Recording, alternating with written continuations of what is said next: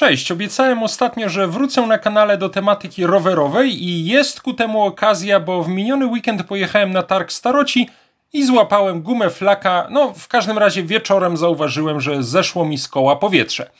To jest zresztą jubilat z 1977 roku, ale z powodu licznych przeróbek mógłby pewnie wywołać stan przedzawałowy u kolekcjonerów oryginalnych rometów.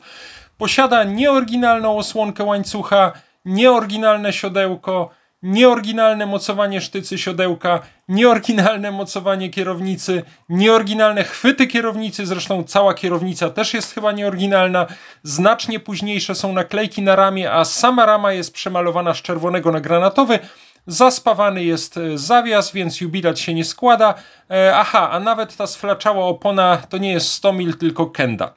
Na osłodzenie tej goryczy powiem tylko, że moją ambicją jest przywrócenie tego jubilata do stanu oryginalnego, choć na razie służy jako rower roboczy do krótkich wypadów na co dzień. Jak go odwróciłem, to przypomniało mi się, że stopka też jest nieoryginalna. I światełko odblaskowe chyba też. Dobra, ale dosyć tego narzekania, zdejmijmy koło.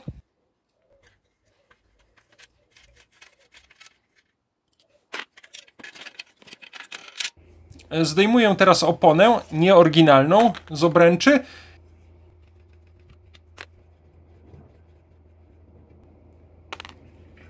I mogę wyjąć dętkę.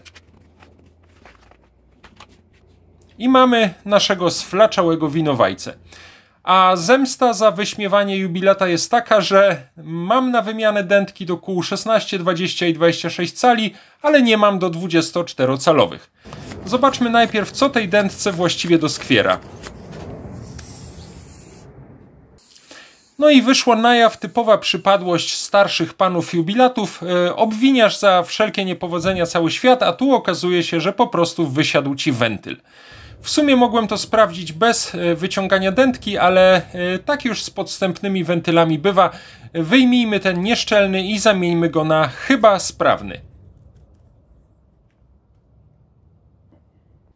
Napompujmy jeszcze raz dętkę po wymianie wentyla.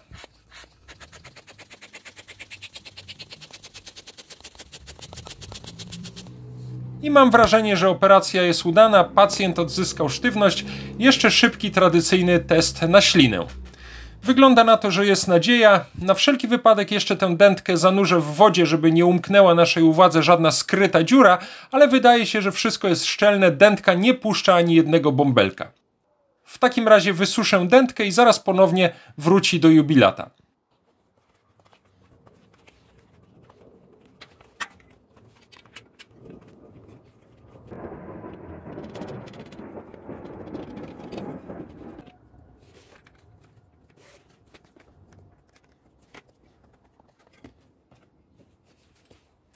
I wymieniony wentylek także wraca na swoje miejsce, oby nie robił nam już więcej głupich dowcipów.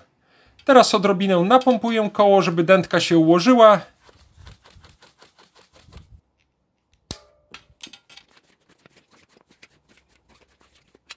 I jeszcze troszeczkę dopompuję.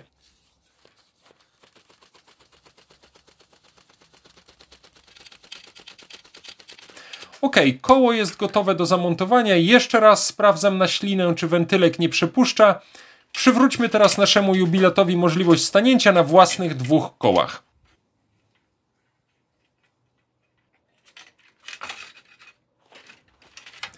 Wyrównałem koło i przykręcam. I jeszcze tylko tutaj dokręcę śrubkę, jeden z niewielu oryginalnych elementów jubilata.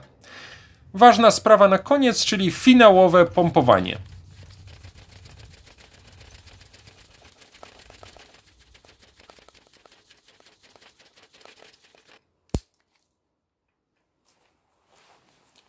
No i jubilat jest już w zasadzie gotowy. Można było zrobić to oczywiście szybciej, sprawdzając wentylek bez wyjmowania dętki, ale przynajmniej z czystym sumieniem wykonaliśmy solidną porcję niepotrzebnej pracy.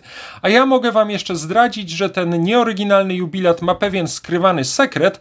Mianowicie, jeżeli już uda się trafić tyłkiem w nieoryginalne siodełko, pochwycić za nieoryginalne chwyty na nieoryginalnej kierownicy, złożyć nieoryginalną stopkę i nadepnąć na wyjątkowo chyba oryginalne pedały, to o dziwo można na tym jubilacie nawet gdzieś pojechać, czego wszystkim jubilatom i wam życzę. Do zobaczenia.